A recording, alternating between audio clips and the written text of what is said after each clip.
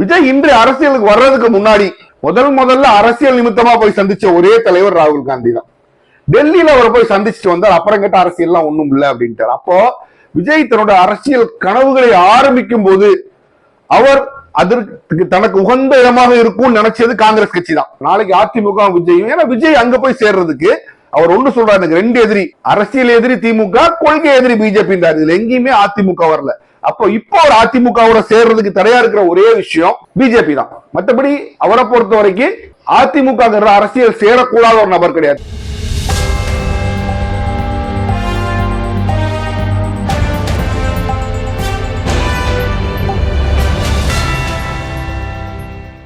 Hello friends, welcome to உண்மையும் பொய்மையும்.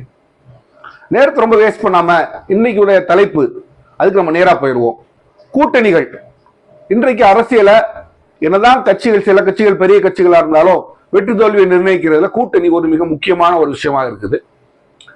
அப்போ இதற்கு முன்னால் நடந்த நம்முடைய சட்டமன்ற தேர்தலில் 2021 திமுக கூட்டணி வெற்றி பெற்று அதிமுக கூட்டணி 2வது இடத்தை பிடிச்சது.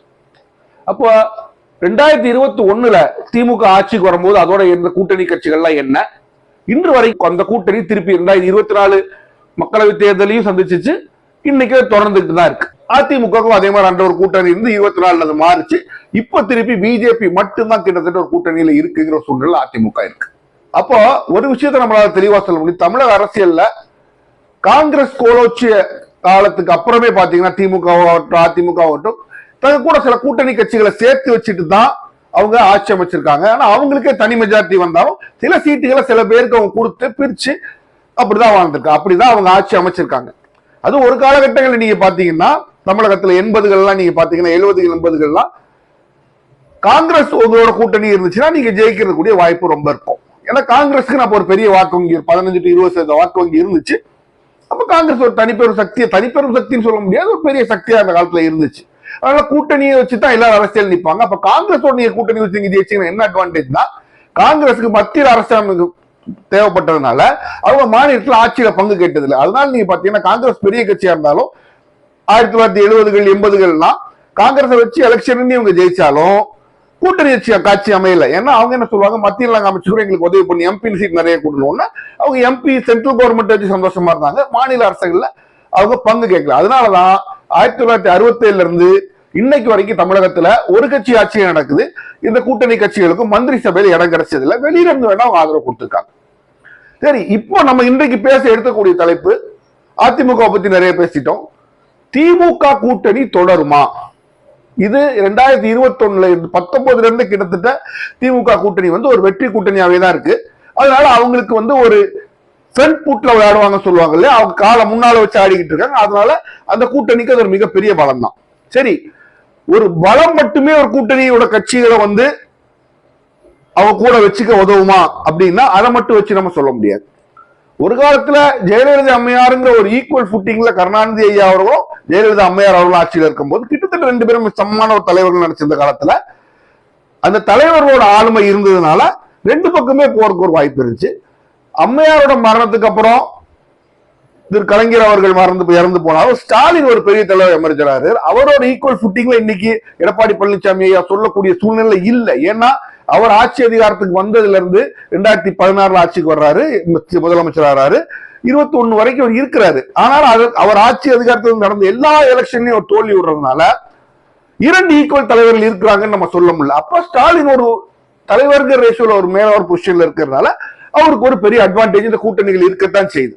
அப்ப தமிழக மக்களுக்கு பல ஆண்டுகளாக அறிமுகமான ஒரு தலைவராக இருக்கிறதுனால ஸ்டாலினுக்கு ஒரு மிகப்பெரிய அட்வான்டேஜ். சரி, திமுக கூட்டணியில் மிகப்பெரிய கட்சிகள்லாம் எது நம்ம பார்த்தோம்னா, Viduthalai Chiruthaigal, communist party of India, communist party marxist, அப்புறம் மனிதநேய மக்கள் கட்சி, இந்தியன் முஸ்லீம் லீக், மனிதநேய மக்கள் கட்சி, அப்புறம் தமிழர் வாழ்வுரிமை கழகம், அதாவது திரு வேல்முருகன் அவர்களோட கட்சி.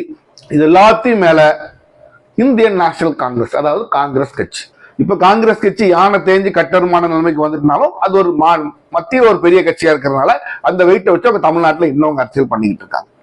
சரி, இப்போ இந்த கூட்டணி கட்சிகள் எல்லாம் தொடர்ந்து திமுகவோட தான் இருக்குமா? இதுல நீங்க மிகப்பெரிய கட்சிகள் நீங்க பாத்தீங்கன்னா காங்கிரஸ், விடுதலை சிறுத்தைகள், மறுமலர்ச்சி திராவிட கழகம், திராவிட முன்னேற்ற கழகம், அப்புறம் பெரிய கட்சி நம்ம சொல்ல முடியாது, கொங்கு மக்கள் கட்சி அது ஒண்ணு இருக்கு. இப்போ இந்த கட்சிகள்லாம் இந்த கூட்டணியில தொடருமா, தொடராவிட்டால் என்ன காரணங்கள்ல தொடராதுங்கிறத நம்ம அலசி ஆராய போறோம். முதல்ல நம்ம அந்த கம்யூனிஸ்ட் கட்சிகள் எடுப்போம். Communist party of India, communist party Marxist. இதுல திமுக ஒரு மிகப்பெரிய பலம் இருக்கு. என்னன்னா அதிமுக இன்றைக்கு பிஜேபியோட சேர்ந்துருச்சு. இந்த ரெண்டு கம்யூனிஸ்ட் பார்ட்டிகளோட தமிழக எதிரி மட்டுமில்ல, இந்தியாவோட எதிரி யாருன்னு நீங்க பாத்தீங்கன்னா முதல் எதிரி அவங்களுக்கு பிஜேபி தான். ஏன்னா பிஜேபியை வெளியில தள்ளணுங்கிறதுக்காக அவங்க காங்கிரஸுக்கு வெளியில இருந்து ஆதரவு கொடுத்துதான் 2004 கவர்மெண்ட்டே அவங்க ஃபார்ம் பண்றாங்க. காங்கிரஸ் வெளியில இருந்து ஆதரவு கொடுக்குறாங்க, காங்கிரஸ் கவர்மெண்ட் ஃபார்ம் பண்ணுது. அந்த அளவுக்கு அவங்களுக்கு பிஜேபி மேல ஒரு வெறுப்பு. ஏன்னா கம்யூனிஸ்டத்தோட கோர் கொள்கைகள் என்னவோ அதுக்கு நேர் ஆப்போசிட்டா இருக்கிற ஒரு கட்சி நீங்க சொன்னா காங்கிரஸ் எதிர்கட்சி தான். நேர் எதிர்மறை கொள்கைகள் இருக்கிறது பிஜேபி. அப்ப பிஜேபி எந்த கூட்டணியில இருந்தாலும் இரண்டு கம்யூனிஸ்ட் கட்சிகளாலையும் அந்த கூட்டணியில போய் சேர முடியாது. அப்போ அதிமுகவும் பிஜேபியும் சேர்ந்து இருக்கிற வரைக்கும் கம்யூனிஸ்ட் பார்ட்டி ஆஃப் இந்தியாவாலையும் கம்யூனிஸ்ட் பார்ட்டி ஆஃப் மார்க்சிஸ்டாலையும் திமுக கூட்டணி வெளில போக முடியாது. அவங்க தனிச்சு நின்னா அவங்க சீட் கிடைக்கிறாங்கிறதுனால அதிமுக பிஜேபி தொடர்ற வரைக்கும் அவங்க நிச்சயமா அவங்களால வேற ஒரு ஆல்டர்னேட்டிவ், நல்ல ஆல்டர்னேட்டிவ் வர்ற வரைக்கும் அவங்களால திமுக தான் தொடர முடியும். அப்ப இந்த கம்யூனிஸ்ட் பார்ட்டிகளை பொறுத்த வரைக்கும் திமுக இஸ்டான சேஃபர் சைடுன்னு சொல்லலாம். இந்த இரண்டு கட்சிகளும் அலையன்ஸ் விட்டு வெளியில போறதுக்குள்ளே ஒரு வாய்ப்பு ரொம்ப கம்மி. அப்புறம் விடுதலை சிறுத்தைகள் ஒரு மிக முக்கியமான கட்சி, வட மாநிலங்களில் ஒரு பெரிய வாக்கு வங்கி வச்சிருக்க ஒரு கட்சி. அப்ப இந்த விடுதலை சிறுத்தைகள் வெளியில போகுமா அப்படின்னு கேட்டீங்கன்னா மறுபடியும் அதே தான். விடுதலை சிறுத்தைகளும் தலித்தியத்துல மட்டும் கெட்டப்பட்ட ஒரு கட்சியா இல்லாம செக்குலரிசம்னு சொல்ற மதச்சார்பின்மையும் தன்னோட மிகப்பெரிய ஒரு முக்கியமான கொள்கையா வச்சு கிட்டத்தட்ட தமிழகத்துல எந்த கட்சியுமே ஓப்பனா எதிர்க்காத அளவுக்கு பிஜேபி எதிர்க்கிற ஒரு கட்சினா அது விடுதலை சிறுத்தைகள் தான். அதோட தலைவர் தொல் திருமாவளவன் பேசும்போது நீங்க பாத்தீங்கன்னா பிஜேபி பயங்கரமா காட்டமா விமர்சிப்பாரு. மற்றவங்க எல்லாம் பிஜேபி பாட்டு அதையும் தாண்டி சங் பரிவாரை விமர்சிப்பாரு. தலித்தியத்துக்கு எதிரான ஒரு கட்சி பிஜேபி, எதிரான ஒரு அமைப்பு RSS சொல்லி அவரோட போராட்டம் அதெல்லாம் பேசிக்கா இருக்கும். அதே மாதிரி RSS காரர்களுக்கு திமுக எந்த அளவுக்கு பிடிக்காதோ அதே அளவுக்கு அவங்களுக்கு விடுதலை சிறுத்தைகள் கட்சியும் பிடிக்காது. அப்போ அதிமுக இது மறுபடியும் அவங்களுக்கும் அதே லாஜிக் அப்ளை ஆகும். அதிமுக பிஜேபிங்கிற கூட்டணி தொடர வரைக்கும் விடுதலை சிறுத்தைகளாலையும் தனிச்சு நம்ம ஜெயிக்க மாட்டோங்கிறதுனால இந்த கூட்டணியிலேயே தொடர்றதான் அவங்க விரும்புவாங்க. மிக முக்கியமான வேற ஒரு ஆல்டர்னேட்டிவ் இல்லாத வரைக்கும். இப்போ ஏன்னா அடுத்த ஒரு மிக முக்கியமான ஒரு கட்சியை நம்ம பார்க்கணும்னா இந்தியன் நேஷனல் காங்கிரஸ். இப்ப காங்கிரஸ் அப்படின்னு சொல்ல நம்ம காங்கிரஸ் பிஜேபி பிடிக்காது, காங்கிரஸ் டிஎம்கேவோட தான் தொடரும். ஏன்னா எந்த சிச்சுவேஷன்லயும் பிஜேபி ஆட்சிக்கு வரக்கூடாது, பிஜேபி சப்போர்ட் பண்ற கட்சி ஆட்சிக்கு வரக்கூடாதுங்கிறது காங்கிரஸ் ரொம்ப தெளிவா இருக்கும். அப்போ காங்கிரசுக்கும் அந்த வார்த்தை நான் வேற ஆல்டர்னேட்டிவ் இல்லாத வரைக்கும் கண்டிப்பா காங்கிரஸும் டிஎம்கே அணியில தான் தொடரும். ஏன்னா தனிச்சு நின்னா ஒரு சீட்டு ஜெயிக்கிறது கூட காங்கிரஸ்க்கு எங்கேயும் ஸ்ட்ரென்த் கிடையாது. வேண்டாம் கன்னியாகுமரி சைட்ல எங்கேயாச்சும் ஒரு சீட் ஒரு தாக்கத்தை ஏற்படுத்தலாம், அவ்வளவுதான். ஜெயிக்கிறதுங்கிறது ரொம்ப சான்ஸ் கம்மி தான். அப்ப காங்கிரஸ் என்ன நினைக்கும், பிஜேபி சேர்ந்த கூட்டணி தோற்க வேண்டும் அப்படின்னு நினைக்கும் போது காங்கிரஸ் என்ன நினைக்கும் அப்படின்னா வேற வழி இல்லாம என்னதான் அவங்களுக்கு இதுல பிடிக்கலன்னாலும், ஏன்னா இப்ப கொஞ்ச நாளா காங்கிரஸ் திமுக வர கொஞ்சம் ஒரு ரஃப் பேட்ச்ல தான் போயிட்டு இருக்கு. என்னதான் ஸ்டாலின் 24 முதல் ஆளா ராகுல் காந்தி தான் இந்தியா அமைப்போட பிரைம் மினிஸ்டர் கேண்டிடேட் சொன்னாலும் அந்த உறவு என்றைக்குமே ஸ்மூத்தா இருந்தது இல்லை. நான் உங்களுக்கு இங்க ஒரு விஷயத்தை நான் சொல்ல விரும்புறேன். 2014 காங்கிரஸும் திமுக கூட்டணி இருந்த காலம். அவ தோத்துட்டாங்க, பட் கூட்டணியெல்லாம் அவங்க எலெக்ஷன் நின்னாங்க. அப்ப ஜெயலலிதா அம்மையார் சென்னையில உடல்நிலை சரியில்லாம அப்போலோ ஹாஸ்பிட்டல் அட்மிட் பண்ணிருக்கும் போது அம்மையார பார்த்த ராகுல் காந்தி வயது முதிர்ந்த கலைஞர் கருணாநிதி அவர் வீட்டுல போய் பார்க்காமயே போயிட்டார். அப்போ காங்கிரஸுக்கு என்றைக்குமே ஒரு எட்டாக்கணிங்க கொஞ்சம் ஒரு பிரச்சனை இருந்துகிட்டே தான் இருக்கு. டிஎம்கே காங்கிரஸ் ஒரு ஃபிக்ஷன் இருக்கும். நம்ம அந்த 2011 எலெக்ஷன் கூட்டணியில ஏன்னா திமுக ஒரு வருத்தம் உண்டு. அந்த 2G கேஸ காமிச்சு கழுத்துல கத்தி வச்சு 63 சீட் வாங்கி 9 சீட் ஜெயிச்சாங்க. அப்போ இவங்களோட ஃபெயிலியர் ரேஷியோ திமுக எலெக்ஷன்ல பாதிச்சு. அப்ப இவங்க ரெண்டு பேருக்கு என்னதான் கூட்டணின்னு சொன்னாலும் அந்த ஒரு அன்பு அந்த ஒரு ஸ்மூத் ஃபங்க்ஷனிங் என்றைக்குமே இருந்தது இல்ல. அது மட்டும் இல்ல, காங்கிரஸ் என்றைக்குமே நீங்க பாத்தீங்கன்னா அந்த 2004 முந்தின வரைக்கும் காங்கிரஸ் ராஜீவ்காந்தி காலத்து, சோனியா காந்தி, நரசிம்மராவ் காலத்துலயும் மற்ற காலங்கள்லாம் பாத்தீங்கன்னா ஒரு டுவர்ட்ஸ் ப்ரோ ஏடிஎம்கே ஸ்டான்ஸ் ஒண்ணுதான் அவங்களுக்கு கொஞ்சம் போய்கிட்டே இருக்கும். எப்போதுமே என்றைக்குமே அதிமுக ஒரு அலையன்ஸ் வைக்கிறதா அவங்க ரொம்ப விரும்புவாங்க. அதிமுக ஜெயலலிதா அம்மையார் தலையெடுத்து அவங்க 2004 தான் பிஎம் ஆகணும்னு அவங்களுக்கு ஒரு கனவு வரும்போது அவங்க கூட்டணியில அதுக்கேற்ற மாதிரி அமைக்கும் போது காங்கிரஸுக்கும் அதிமுகவுக்கும் இடையில அந்த ஒரு சின்ன ஃபிரிக்ஷன் வருது. அதனால காங்கிரஸ் இன்றைய சூழ்நிலையில பிஜேபி அதிமுகவோட இருக்கிறதுனால இந்த கூட்டணியில் தான் தொடரும். ஆனா நீங்க இங்க ஒரு மிக மிக முக்கியமான விஷயம், நோ அதர் ஆல்டர்னேட்டிவ் நான் சொல்றேன், அதனால தொடரும் அப்படின்னு. அப்ப எந்த ஆல்டர்னேட்டிவ் என்ன? நீங்க ஒரு முக்கியமான விஷயத்தை புரிஞ்சுக்கணும். விஜய் இன்றைய அரசியலுக்கு வர்றதுக்கு முன்னாடி முதல்ல அரசியல் நிமித்தமா போய் சந்திச்ச ஒரே தலைவர் ராகுல் காந்தி தான். டெல்லியில அவரை போய் சந்திச்சுட்டு வந்தார். அப்புறம் கேட்ட அரசியல்லாம் ஒண்ணும் இல்லை அப்படின்ட்டார். அப்போ விஜய் தன்னோட அரசியல் கனவுகளை ஆரம்பிக்கும் போது அவர் அதற்கு தனக்கு உகந்த இடமாக இருக்கும் நினைச்சது காங்கிரஸ் கட்சி தான். அப்ப அங்க போய் பேசிட்டு அங்க தனக்கு சாதகமான ஒரு விடை கிடைக்கலன்னு விஜய் திரும்பி வந்துட்டாரு அப்படின்னு சொல்லுவாங்க. அப்போ விஜய்க்கும் காங்கிரஸ்க்கும் ஏற்கனவே ஒரு விட்ட குறை தொட்ட குறை இருக்கு. இப்ப இது இந்தியன் நேஷனல் காங்கிரஸோட சூழ்நிலை. அவங்களும் இன்றைக்கு இருக்க சூழ்நிலை திமுக தொடர்ந்தாங்க. அப்புறம் இருக்க மனிதநேய மக்கள் கட்சி, இந்தியன் முஸ்லீம் லீக், இவங்க ரெண்டு பேரும் கண்டிப்பா பிஜேபி சப்போர்ட் பண்ணாங்க. அவங்க என்றைக்குமே திமுக ஸ்ட்ராங் அலைஸ் இருப்பாங்க. பொங்கலான மக்கள் கட்சி, ஈஸ்வரன் அவர்களோட கட்சி அங்க ரெண்டு பிரிவு இருக்கு. ஒரு பிரிவு அங்க இன்னொரு இங்க இருக்கும். அவங்களும் இங்க தொடர்றதுக்குள்ள பெரிய வாய்ப்பு தான் இருக்கு. மறுமலர்ச்சி திராவிட முன்னேற்ற கழகம், எம்டிஎம்கே, வைகோ அவர்களோட கட்சி. வைகோ அவர்களோட கட்சி உங்களுக்கு தெரியும், திமுகவிலிருந்து பிளவுபட்டு பிறந்த கட்சி தான் எம்டிஎம்கே. அவர் ஸ்டாலினோட வளர்ச்சிக்காக கலைஞர் தன்னை ஒதுக்குறாருன்னு சொல்லி கட்சியை வெளியிருந்து கிட்டத்தட்ட திமுக வளர்ந்து இவர் தான் திமுக சொல்ற அளவுக்கு வளர்ந்துருவார் நினைச்சாங்க. அப்புறம் வரலாற்று நமக்கு தெரியும், ஒரு சின்ன ரொம்ப சின்ன கட்சியா இன்றைக்கு அது அருகி இருந்துருச்சு. இருந்தாலும் மதிமுக என்ன பொறுத்த வரைக்கும் அதிமுக கூட்டணி வைக்கிறதுக்கு அது யோசிக்காது பிஜேபியோட இருந்தாலும். ஏன்னா இதுக்கு முன்னாடியே அவங்க பிஜேபியோட கூட்டணி வச்சவங்க தான். தங்களுக்கு நல்ல ஒரு சீட் பார்கெயின், நல்ல ஒரு பொசிஷன் கிடைக்கும்னா அவங்க அங்க போறதுக்கு அவங்க யோசிக்க மாட்டாங்க. ஏன்னா தொடங்கப்பட்ட காரணமே ஸ்டாலின் அவர்களை எதிர்த்து தான் அந்த கட்சி தொடங்கப்பட்டுச்சு. கலைஞர் அவர்களை எதிர்த்து, ஸ்டாலின் அவர்களை எதிர்த்து, ஸ்டாலின் வளர்த்து விடுகிறான்னு சொல்லி தான் தொடங்கப்பட்ட கட்சி தான் மதிமுக. இன்னைக்கு ஸ்டாலின் அவர்களை சிஎம் இருக்கும்போது அவங்க வெளியில போறதுக்கு மாரல் கிரவுண்ட்ஸ் அவங்களுக்கு எந்த பிரச்சனையும் இல்லை. அது மட்டும் இல்லாம இதுக்கு முன்னாடியே பிஜேபி சேர்ந்தாலும் அவங்களுக்கு எந்த பிரச்சனையும் கிடையாது. சோ அவங்க வேண்டாம், ஒருவேளை அதிமுக போனாலும் போகலாம். இதுதான் இன்றைக்கு நிலைமை. சரி, இப்ப நம்ம மேல எல்லா கட்சிகளும் நம்ம என்ன சொன்னோம்னா, மேதனா நீங்க சொல்ல பிஜேபி அங்க இருக்கிறதுனால அவங்களால அதிமுக போக முடியாது. சரி, இப்ப நாளைக்கு ஒரு சூழ்நிலை வருதுன்னு வச்சுக்கோங்க. இன்றைக்கு விஜய் தெளிவா சொல்லிட்டார், நான் தனியா தான் நிக்க போறேன், நான் அதிமுகவோட சேர மாட்டேன் அப்படின்னு சொல்லிட்டார்.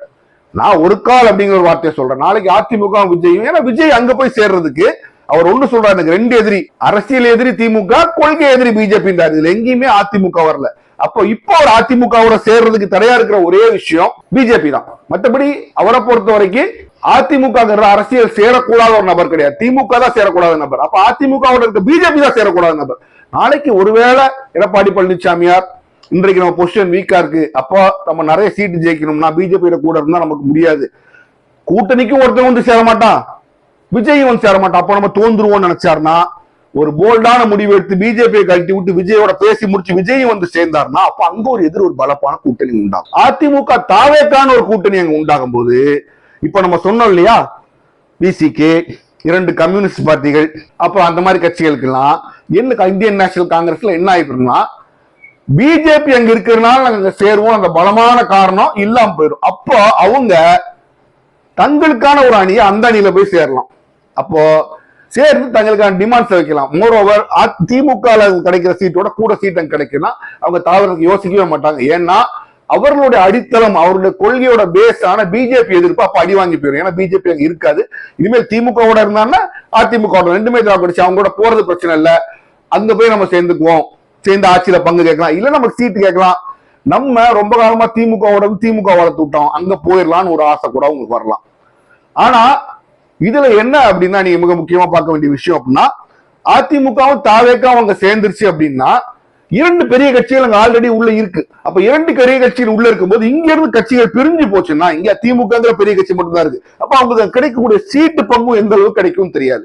அப்போ அவங்க இங்க இருந்து அங்க ஜம்ப் பண்ணணும் அப்படின்னா அப்ப அதுக்கேற்ற சீட்டுகள் நமக்கு கிடைக்குமா, அதுக்கேற்ற வெற்றி வாய்ப்புகள் இருக்குன்னு பார்த்து தான் ஜம்ப் பண்ணுவாங்க. காங்கிரஸ் வேண்டாம், கொள்கைக்காக திமுக வேண்டாம்னு சொல்லிட்டு அங்க ஜம்ப் பண்ணிட்டு போயிடலாம். மத்த சின்ன கட்சிகள் என்ன யோசிப்பாங்கன்னா, எல்லா கம்யூனிஸ்ட் ரெண்டு கம்யூனிஸ்டுக்கு 6 சீட்டு, பிசிக்கு 6 சீட்டு, மறுமலர்ச்சி திராவிட முன்னேற்றத்துக்கு 6 சீட்டு, காங்கிரஸ் 23 சீட்டு கொடுத்தாங்க. அப்போ சீட்டுகள் குறைய கொடுத்தாலும் 3 சீட்டு ஜெயிச்சாங்க அவங்க நினைக்கிறேன். அப்போ காங்கிரஸ் 9 ஜெயிக்குது. அப்போ பார்க்கும்போது சீட்டுகள் குறைய கொடுத்தாலும் நம்ம நிறைய கொடுக்குற சீட்டுகள் நிறைய வெற்றி வாய்ப்பு இருந்தா அவங்க ஜம்ப் பண்ணலாம், ஆட்சியில பங்கு கேட்க ஒரு வாய்ப்பு இருந்தாலும் அவங்க ஜம்ப் பண்ணலாம். அப்போ பிஜேபி அங்க இருக்கிற வரைக்கும் இது ஒரு பெரிய மைனஸ். அதிமுக பிஜேபி கழட்டி விட்டா இந்த கூட்டணியில இருந்து யாராச்சும் கண்டிப்பா போகலாம். ஆனா நிச்சயமா இது என்ன ஒரு விஷயம்னா, முதல்ல யாரோ ஒரு பெரிய கட்சி இங்க போனா தான் இன்னொருத்தங்க போவாங்க. அப்ப யார் முதல்ல அப்படி போனா யார் போகலாம் அப்படின்னு நீங்க சீட்டு போட்டு பாத்தீங்கன்னா காங்கிரஸ் போகலாம். ஏன்னா காங்கிரஸுக்கும் திமுகவுக்கும் இடையில கொஞ்ச நாளாவே ஒரு பெரிய ஃபிரிக்ஷன் ஓடிக்கிட்டே தான் இருக்கு. என்ன அப்படின்னா, காமராஜரை பத்தி கேவலமா பேசிட்டாரு சொல்லி அங்க ஒரு பக்கம் சண்டை போட. ஆனா காங்கிரஸ் இன்னைக்கு இத்தனை சீட் தமிழ்நாட்டில் வாங்கி இருக்குன்னா திமுக மறுக்கவே முடியாது. ஏன்னா அவங்க எம்எல்ஏ ஜெயிச்சதாகட்டும், எம்பி ஜெயிச்சதாகட்டும், வேலை பார்த்த முழுக்க திமுக மாவட்ட செயலாளர் உலகத்துக்கே தெரியும். இருந்தாலும் காங்கிரஸுக்கு அந்த ஒரு இது இருந்துட்டு நம்ம வந்து திமுக வந்து இண்டிபெண்டா வரணும்னு அவங்க மனசுக்குள்ள ஒரு எண்ணம் இருக்கு. அதிமுக கூட பரவாயில்லங்கிற என்னைக்குமே அவங்களோட ஒரு சாய்ஸ் கேட்டீங்கன்னா அதிமுக தான். ஆனா எல்லா அரசியல் கட்சிக்கும் தான் ஜெயிக்கிறனால திமுக கூட உட்காந்துருக்காங்க. இப்ப காங்கிரஸ்ல விஜய்க்கும் ராகுல் காந்தி ஆல்ரெடி ஒரு கனெக்ஷன் உண்டுங்க நமக்கு தெரியும். அதுவும் இந்த கரூர் சம்பவத்துக்கு அப்புறம் ராகுல் காந்தி நேரடியா போன் பண்ணி பேசினா கூட சொல்றாங்க. அது ஒரு என்ன பொறுத்த வரைக்கும் அரசியல் தர்மம் மீறிய செயல். ஏன்னா நீங்க உங்களோட கூட்டணி கட்சி ஆள் இருக்க மாநிலத்தில் நடக்குது, அதுல பிரச்சனை அவர் மேல இருக்கும்போது இவர் இவங்ககிட்ட கேட்காம அங்க பேசியிருக்க கூடாது. ஆனா பேசினாருன்னு எல்லாருமே ஊடகங்கள்ல சொல்றாங்க. அப்போ அவங்க ரெண்டு பேருக்கு ஒரு உறவு இருக்கு. அதனால நேரா இங்க இருந்து காங்கிரஸ் அங்க போகக்கூடிய ஒரு வாய்ப்பு இருக்கு. அது வேலுச்சாமி, திருச்சி வேலுச்சாமி நினைக்கிறேன், அவர் ஒரு பேட்டில சொல்ற தை பிறந்தால் வழி பிறக்கும், பார்க்கலாம், எதுவுமே முடியாது சொல்ல முடியாது அப்படின்றாரு. அப்ப என்னன்னா காங்கிரஸ் மனத்துல இந்த என்ன ஓட்டம் இருக்கின்றது. அதிமுக மட்டும் தனியா இருந்தாலோ விஜய் மட்டும் தனியா இருந்தாலோ அது வேற விஷயம். ரெண்டு பேரும் சேர்ந்துட்டாங்கன்னா கண்டிப்பா என்னோட கணக்குப்படி காங்கிரஸ் அங்க ஜம்ப் பண்ணும். அவங்க ரெண்டு பேரும் சந்தோஷமா காங்கிரஸ் ஏத்துக்கிட்டு தான் செய்வாங்க. ஏன்னா மத்தியில் அவங்களுக்கு ஒரு ஆள் வேணும். பிஜேபி துரத்து விட்டீங்கன்னா மத்தியில் ஒரு ஆள் வேணுங்கிறதுக்கு அவங்க காங்கிரஸ் ஏத்துக்குவாங்க.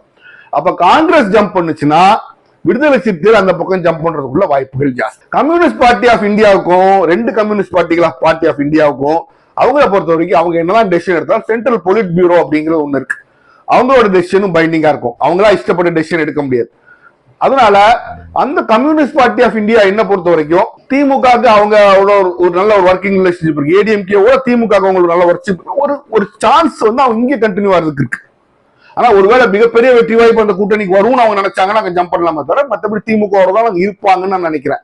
ஏன்னா செக்குலர் போர்சஸ் அப்படின்னு சொல்லி அவங்க திமுக இருப்பாங்க. இருக்கிறவங்கள வாய்ப்புகள் ஜாஸ்தி. இந்தியன் யூனியன் முஸ்லீம் லீகும் மனிதநேய மக்கள் கட்சி அவங்க எல்லாம் மாறுவாங்க. கொங்கு ஈஸ்வரன் இருப்பாரு. ஈஸ்வரன் அங்க போக முடியாது, அங்க இன்னொருத்தர் கொங்கு கட்சியில இருக்காரு. அப்போ இவங்க எல்லாம் இருப்பாங்க. இது எப்போன்னா பிஜேபி கலட்டி விட்டுட்டு அதிமுகவும் தாவேக்காவும் கூட்டணி வச்சா கண்டிப்பாக இதோட மெஜாரிட்டி மறுமலர்ச்சி திராவிட கட்சி திராவிட முன்னேற்ற கழகம் கண்டிப்பாக போய் சேரும். ஏன்னா அவங்களுக்கு என்றைக்குமே திமுக வந்து வேண்டாம் விருப்பதா திமுக உட்காந்துருக்காங்க. அப்ப அவங்க கண்டிப்பா முதல்ல அங்க போய் சேருவாங்க. ஆனா மிகப்பெரிய கட்சி கிடையாதுங்கிறதுனால அது போய் சேர்றதோட தாக்கம் கம்மியா தான் இருக்கும். பட் இவங்க எல்லாத்தோட சேர்ந்து போகும்போது ஒரு ஆப்டிக்ஸ் கிரியேட் ஆகும் மக்கள் மனசை. பாரு, மிகப்பெரிய கூட்டணி அவங்க வச்சிருக்காங்க, இங்க கூட்டணி இல்லைன்னு. அப்போ ஆட்டோமேட்டிக்கா அதிமுக அணி ஸ்ட்ராங் ஆகும். சரி, இப்ப இப்படி ஒரு சூழ்நிலை வச்சுக்குவோம். அதிமுக பிஜேபி தொடர்ந்தே இருக்கு. அப்ப இவங்க யாரும் அங்க போக மாட்டாங்க. ஆனா தாவேக்கா அங்க தனியா இருக்கு. அப்போ தாவேக்கா விஜய் என்ன சொல்லியிருக்காரு, என் தலைமையில ஏற்று நீங்க வர்றதா யாரையும் நான் சேர்த்துக்கிறேன்னு. ஆனா இங்க அரசியல் கட்சிகளுக்குலாம் மிக நல்லாவே தெரியும் தாவேக்காவால ஜெயிச்சு ஆட்சி அமைக்கிற அளவுக்கு அவங்களுக்கு ஸ்ட்ரென்த் கிடையாது அப்படிங்கிறது தெரியும். But TVK will play the spoilsport. TVK வாங்குற ஓட்டு யார் ஓட்டு நிறைய பிடிக்கிறாங்களோ அவங்க தோப்பாங்க அப்படிங்கிறது எல்லாத்துக்கும் தெரியும். எவ்வளவு பர்சன்டேஜ் வாங்க, 8 இருந்து 15 வரைக்கும் வாங்குவான்றாங்க, இன்னும் தெரியாது. இட்ஸ் அன்டெஸ்டட் பார்ட்டி, இதுவரை பரிசோதித்து பார்க்காத ஒரு அரசியல் கட்சி. அப்போ தாவேக்கா தனியா நின்று கூட்டணின்னு கூப்பிடும் போது அவங்க கூட பெரிய கட்சி இல்லாதனால காங்கிரஸ் முதல்ல தாவேக்காவோட பயணிச்சுன்னா இவங்கள சில கட்சிகள் அங்க போய் இணைறதுக்கு ஒரு வாய்ப்பு இருக்கு. ஏன்னா அங்க நம்பர் ஆஃப் சீட்ஸ் நிறைய கிடைக்கும். இப்ப நம்பர் ஆஃப் சீட்ஸ் நிறைய கிடைக்கும் போது என்ன ஆகும்னா இவங்க நிறைய ஜெயிக்கலைனாலும் இவங்களோட வாக்கு சதவீதம் கூடுறதுக்கு ஒரு வாய்ப்பு இருக்கு. இப்ப 6 சீட்ல கண்டெஸ்ட் பண்றவங்க 18 சீட் கண்டெஸ்ட் பண்ணாங்க நாங்க வச்சுக்கோங்க. அப்போ அவங்களோட வாக்கு சதவீதம் எலெக்ஷன் கமிஷன்ல வந்து இந்த எலெக்ஷன்ல கூட வாய்ப்பு இருக்கு. அது அவங்களுக்கு ஸ்டேட் ரெகக்னிஷன் கிடைக்கிறது முதற்கொண்டு எல்லா விஷயத்திலும் ஹெல்ப் பண்ணும். மோரோவர் காங்கிரஸுக்கு திமுக மட்டும் நான் உங்களை மட்டும் இல்ல, நான் இவனு எனக்கு ஒரு ஆப்ஷன் இருக்கான்னு காமிச்சா நாளைக்கு நமக்கு இங்கேயும் அங்கேயும் ஜம்ப் பண்ற வசதியா இருக்கும்னு கூட இவங்க எல்லாரும் நினைக்கலாம். இதெல்லாம் எப்போ நடக்கும் அப்படின்னா விஜய் இவங்களை அக்கமடேட் பண்ணணும். இதுல நான் ஒரு மிகப்பெரிய பிளேயர் ஒருத்தர் நான் உங்களுக்கு விட்டுட்டேன், நான் சொல்லல, பர்பஸா தான் சொல்ல.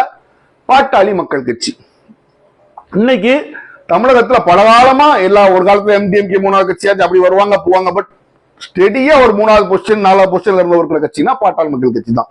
ஆனா இன்றைக்கு அந்த கட்சி 2ஆ உடஞ்சிருச்சு. இப்போதைக்கு சூழ்நிலை நம்ம பார்த்தோம்னா பாட்டாளி மக்கள் கட்சி அன்புமணி வந்து அதிமுகவோட இருப்பாரு. ஏன்னா என்டிஏல இருக்கிறதுனால அதிமுகவோட இருப்பாரு. ஃபவுண்டர் அந்த கட்சியை தொடங்கிய ராமதாஸ் ஐயப்ப தனியா இருக்காரு. அவர் திமுகவோட சேர ஒரு வாய்ப்பு இருக்குன்றாங்க. அப்போ உங்க எல்லாத்துக்குமே தெரியும் விடுதலை சிறுத்தைகளுக்கும் பாமகக்கும் ஒரு எட்டாக் ஒரு ஒரு ஒரு பயங்கரமான ஒரு ரிலேஷன்ஷிப், ரெண்டு பேருக்கு ஒருத்தர் ஒத்து போகாதுன்னு உங்களுக்கு தெரியும். ஆனால் ஒரு காலத்துல நீங்க பாத்தீங்கன்னா ஒரு குறுகிய காலத்திற்கு ராமதாஸ் ஐயாவும் திருமாவளவனும் சேர்ந்து ஒர்க் பண்ணிருக்காங்க. தமிழ் குடிதாங்கி மருத்துவர் ஐயா இவர் அவர் கூப்பிடுவாரு, ரெண்டு பேரும் ஒரு சேர்ந்து கூட ஒர்க் பண்ணிருக்காங்க கொஞ்ச காலம். அப்போ ராமதாஸ் ஐயாக்கும் திருமாவளவன் அவர்களுக்கும் ஒரு சின்ன ஒர்க்கிங் ரிலேஷன்ஷிப் இருக்கு. ஆனா அன்புமணி அவர்களுக்கும் திருமாவளவனுக்கும் ஹேட் ரிலேஷன்ஷிப் தான், ஒர்க்கிங் ரிலேஷன்ஷிப், ரெண்டு பேரும் எதிரின்னு அர்த்தம். அப்போ அவங்களோட சூழ்நிலை என்னன்னா திருமாவளவன் இங்க இருக்கிற வரைக்கும் நிச்சயமாக அன்புமணி ராமதாஸ் ஆசைப்பட்டால் இங்க வந்து சேர முடியாது. அப்ப அன்புமணி ராமதாஸ் அங்கதான் இருக்கணும். ஆனா ஒருவேளை அன்புமணி ராமதாஸ் அங்க இருக்கிறதுனால மிகப்பெரிய தலைவர்களால திமுக என்ன பண்ணா ராமதாஸ் ஐயாவுக்கு அழைப்பு கொடுக்கலாம், எங்களோட வந்து கூட்டணியில சேருங்கன்னு. ஒருவேளை அப்படி வந்து சேர்ந்தார், ராமதாஸ் ஐயா வந்து சேர்ந்தார் என்றால் ஒருவேளை எனக்கு தெரிஞ்சு நான் என்ன எதிர்பார்க்கிறேன்னா சரி பரவாயில்லன்னு விசிக்கு அங்கேயே இருக்கும். ஆனா இது அவங்க மக்கள் மிகப்பெரிய ஒரு தாக்கம் ஏற்படுத்தி எப்படி அங்க இருக்கிற பெரிய பிரச்சனையை ஏற்படுத்தினாங்கன்னா திமுக என்ன ஆப்ஷன் ஆயிருக்கணும், ஒண்ணு ராமதாஸையும் வெளில வச்சிரு, இல்ல விசிகா போக விட்டுரு, நீ ரெண்டுல ஏதாச்சும் ஒன்று சூழ்நிலை வரும். அப்ப அப்படி அவங்க மக்கள் சைட்ல இருந்து பெரிய பிரச்சனை வந்துச்சுன்னா விசிகா நீ ஒண்ணு ராமதாஸை வெளியில இருக்க சொல்லு, இல்ல நம்ம மட்டும் அங்க இருக்கணும், இல்ல வெளியில வந்துரு அப்படின்னு சொன்னாங்கன்னு வச்சுக்கோங்க. அப்படி ஒரு சூழ்நிலையில விடுதலை சிறுத்தைகள் ஃபோர்ஸ்ட் அவுட்னு சொன்னா ராமதாஸை சேர்க்கறதுனால அவங்க வெளியில வர்றான்னு சொன்னாங்கன்னா விடுதலை சிறுத்தைகளுக்கு இருக்கிற ஒரே ஆல்டர்னேட்டிவ் விஜய் கட்சியா போயிடும். ஏன்னா பிஜேபியோட சேர முடியாது. அப்போ அந்த சூழ்நிலைகள்ல காங்கிரஸ் அங்க விஜயோட சேராம இருந்தா கூட ராமதாஸை உள்ள சேர்த்தா அதை ஒருவேளை அரசியல் காரணங்களால தனக்கு பாதகமா அமையும் திருமாவளவன் நினைச்சா திருமாவளவன் மட்டும் தனியா போய் விஜயோட சேரலாம். அப்படி திருமாவளவன் மட்டும் தனியா போய் விஜயோட சேர்ந்தாலும் ஒரு சில சின்ன கட்சிகள் அங்க வந்து சேரலாம். ஏன்னா தாவேக்கா தனியா இல்ல கூட்டணி இருக்குன்னு ஒரு வரலாம். அப்போ இதெல்லாம் நீங்க பாத்தீங்கன்னா ஒரு பெர்முட்டேஷன் காம்பினேஷன்ல தான் இருக்கு. விஜய் தனியா நிக்கிற வரைக்கும் என்ன பொறுத்த வரைக்கும் கூட்டணி கட்சிகள் எப்போ அவர்கிட்ட சேருவாங்க அப்படின்னு நினைச்சாங்கன்னா தங்களுக்கு வாக்கு சதவீதம் மட்டும் கூடணும்னு நினைச்சா சேருவாங்க. ஆனா கண்டிப்பா ஏன்னா அவங்களுக்கு தெரியும் விஜய் தனியா என்ன ஆட்சி அதிகாரத்துக்கு வர முடியாது. இப்போதைக்கு என்னதான் காங்கிரஸ் ஆட்சியில் இல்லைனாலும் விடுதலை சிறுத்தைகள் ஆட்சியில் இல்லைனாலும் மறுமலர்ச்சி திராவிட முன்னேற்ற ஆட்சியில் இல்லைனாலும் இப்படி இந்த கட்சிகள் ஆட்சியில் இல்லைனாலும் ஆட்சியோட பலன்களை அவங்க வெளியிலிருந்து அனுபவிச்சுட்டு இருக்காங்க. கூட்டணி கட்சிங்கிற முறையில அவங்களுக்குன்னு சில பெனிஃபிட்ஸ் உண்டு, அவங்களுக்குன்னு சில ஆதாயங்கள் உண்டு. ஆனா அது விஜயோட நாளைக்கு போய் சேர்ந்தாங்கன்னா விஜய் கண்டிப்பா ஆட்சி அமைக்க முடியாது. அப்ப என்னாகும், இந்த ஆதாயங்கள் இவங்களுக்கு இங்க இருந்து கட் ஆயிரும். அதனால ஜெனரல் ஆதாயங்களை மட்டும் அவங்க பார்த்தாங்கன்னா இங்க இருந்து போக முடியாது. அப்போ இன்றைக்கு சூழ்நிலை நம்ம பார்த்தோம்னா அதிமுக இருந்து பிஜேபி வெளியில போகல அப்படின்னா கிட்டத்தட்ட இந்த திமுகவோட கூட்டணி கண்டினியூ ஆயிரும். ஏன்னா விஜய் மட்டும் இவங்க நம்பி போகும்போது இவங்களுக்கு தெரியும் வாக்கு வங்கி மட்டும் நமக்கு மேபி கூடலாம், ஆனா சீட்டு நமக்கு கிடைக்காது, ஆட்சி நமக்கு கிடைக்காது. ஆட்சி நம்மளோட கூட்டணி கிடைக்காது. நம்முடைய கூட்டணி நாம் கூட்டணி அரசு அமைக்கவில்லை என்றாலும் கூட்டணி கட்சியா இருக்கிறது மூலமா நமக்குன்னு சில பெனிஃபிட்ஸ் சில ஆதாயங்கள் நமக்கு கிடைக்கும். அந்த ஆதாயங்கள்லாம் கட்டாய் போயிடும். அப்போ நம்ம பிடிக்கலையோ நம்ம ஆதாயத்துக்காகவும் நம்ம கட்சியோட ஆதாயத்துக்காகவும் நம்ம திமுகவோட தொடருவாங்க. ஆனா இதே சூழ்நிலை மாறலாம். எப்ப மாறலாம் அப்படின்னா பிஜேபிய அதிமுக கழட்டி விட்டு விஜயும் அதிமுகவும் சேர்ந்தாங்கன்னா அது ஒரு ஃபார்மிடபிள் டீமா இருக்கும். அப்ப நிறைய பேர் நான் என்ன எதிர்பார்க்கறேன்னா நிச்சயமா இங்க இருந்து அங்க ஜம்ப் பண்ணுவாங்க கொஞ்சம் பேராச்சு. ஏன்னா அந்த கூட்டணிக்கு போவோம், அவனும் ஜெயிச்சான இத்தனை வருஷமா இருந்துட்டோம். ரொம்ப நாள ஒரு கூட்டணி தொடரும்போது அந்த ஃபிரிக்ஷன் சண்டைகள் சச்சரவுகள் இருக்கத்தான் செய்யும். அப்போ அவங்க அந்த ஈகோல அவங்க அங்க ஜம்ப் பண்ணலாம், அவங்களுக்கு அதே ஆதாயம் அங்கேயும் கிடைக்கலாம்னு நினைக்கும் போது அவங்க ஜம்ப் பண்ண வாய்ப்பு இருக்கு. ஆனால் விஜய் என்ன தெளிவா சொல்லிட்டாருன்னா மகாபலிபுரம் மீட்டிங்ல என்ன சிஎம் ஏத்துக்கிற கூட்டணியில தான் நான் இருப்பேன், அதுதான் கூட்டணி, நான் வேற அதிமுகவோட இப்ப சேர்றதுன்னு சொல்றதெல்லாம் போய் அப்படின்னு சொல்லிட்டாரு. ஏன்னா அதிமுக இப்போ சிஎம் கேண்டிடேட் எடப்பாடி பழனிசாமி இருக்காரு. அப்ப கிட்டத்தட்ட இன்றைய சூழ்நிலையில இந்த கூட்டணி வந்து நடக்காத கூட்டணியா தான் இருக்கு. அப்போ நம்ம இதுல என்ன எதிர்பார்க்க முடியும்னா 4 முனை போட்டி இருக்கும் அப்படின்னு தான் எதிர்பார்க்க முடியும், 3 முனை போட்டி கிடையாது. அதாவது திமுக கூட்டணி திமுக கூட்டணி நிறைய கட்சிகள், அதிமுக கூட்டணி அதிமுக பிஜேபி, இன்னும் யார் சின்ன சின்ன கட்சிகள் பாமக அன்புமணி ராமதாஸ் கட்சி அங்க இருக்குதுன்னு சொல்றாங்க. இப்ப சின்ன சின்ன கட்சிகள் ஜி.கே. வாசன் எல்லாம் வரலாம். அப்புறம் தாவேக்கா இவங்க கூட யார் கூட்டணி வருவாங்கன்னு தெரியல. 4வது நாம் தமிழர் சீமான் கட்சி. அப்போ நாம் தமிழர் சீமான் கட்சி ஒரு பெரிய பிளேயர் தான், 8% ஓட்டு வாங்கி இந்த எலெக்ஷன்ல 3 முனை போட்டியில் 8% ஓட்டு வாங்கி 4 முனையில அவங்க என்ன பண்ணுவாங்கன்னு தெரியாது. ஆனா நிச்சயமா அவரு ஒன்று சொல்லிட்டாரு, நான் தனிச்சுதான் போட்டிடுவேன்ட்டாரு. அவரு கூட யாரும் கூட்டணிக்கு போக மாட்டாங்க, அவர் கூட்டணி டிஸ்டர்ப் பண்ண மாட்டாரு. அவர் 234 தொகுதியில் தனியா தான் கண்டக்ட் நிற்பாரு. ஸோ அதனால இந்த கூட்டணி கேல்குலேஷன் அவர் எடுத்துக்க வேண்டாம். அப்ப இது 4 வகை கூட்டணியா போகும்போது ஆல்ரெடி ஆளுங்கட்சியா இருக்கிறதுனாலையும் தனக்குன்னு ஒரு பெரிய வாக்கு வச்சிருக்கனால இவங்க எல்லாம் திமுகவுடைய இருக்கணும் அப்படின்னு தான் நினைப்பாங்க. ஆனா இது 4 முனை போட்டியா இல்லாம பிஜேபியில தனியா தான் சேர்க்க, நாளைக்கு பிஜேபி கழட்டி விட்டாங்கனாலும் பிஜேபி ஒரு பெரிய போர்ஸா இருக்கு. 4 முனை போட்டியா இல்லாம இது மும்முனை போட்டியா வச்சிருக்கீங்க. அது மும்முனை என்ன அப்படின்னா திமுக ஒரு கூட்டணி, அதிமுக தாவேகா ஒரு கூட்டணி, நாம் தமிழர் ஒரு கூட்டணினா திமுக உள்ள சில கட்சிகள் இந்த அதிமுக தாவேகா கூட்டணிக்கு தாவறதுக்குள்ள வாய்ப்பு இருக்கு. ஆனா அதுக்கு ஒரு சாத்தியக்கூறு இப்போதைக்கு ரொம்ப ஸ்லிம்மா தான் தெரியுது. ஆனா அரசியல்ல நவர் சே நோன்னு சொல்லுவாங்க, என்றைக்குமே இல்லைன்னு சொல்லாத, நாளை காரியங்கள் எப்படி பண்ணலாம் அப்படின்னு இருக்கு. ஆனா அதற்கு எடப்பாடி பழனிசாமி ஒரு துணிவான ஒரு முடிவு எடுக்கணும். அவர் எடுத்து அவர் ஃப்ரண்ட் ஃபுட்ல போய் விளையாண்டா தான் அந்த முடிவு எடுக்க முடியும்.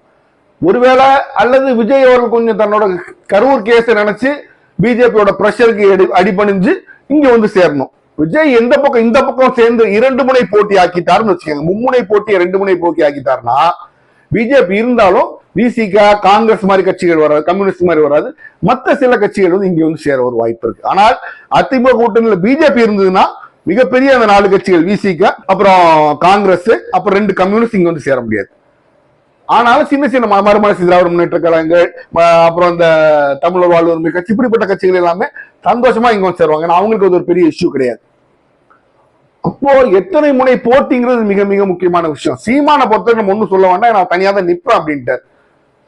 அப்போ தாவேகா பிஜேபியும் அதிமுக கூட்டணியோட இணைஞ்சா கூட இங்க உள்ள கூட்டணி கட்சிகள்ல பெரிய மாற்றங்கள் இருக்கா, சில பேர் தான் போய் சேருவாங்க. ஆனா அதிமுகவும் தாவேகாவும் மட்டும் ஒரு கூட்டணி அமைச்சாங்கன்னா அதுல இங்க உள்ள நிறைய கட்சிகள் அங்க போய் சேர்றதுக்கு ஒரு வாய்ப்பு இருக்கு. ஏன்னா அது ஒரு மிக மிக பெரிய ஃபார்மிடபிள் கூட்டணி, ஜெயிச்சு நம்ம ஆட்சி அமைக்கலாம் ஒரு வேலை அப்படின்னு ஒரு எண்ணம் கூட உங்களுக்கு அங்க போய் சேர வாய்ப்பு இருக்கு.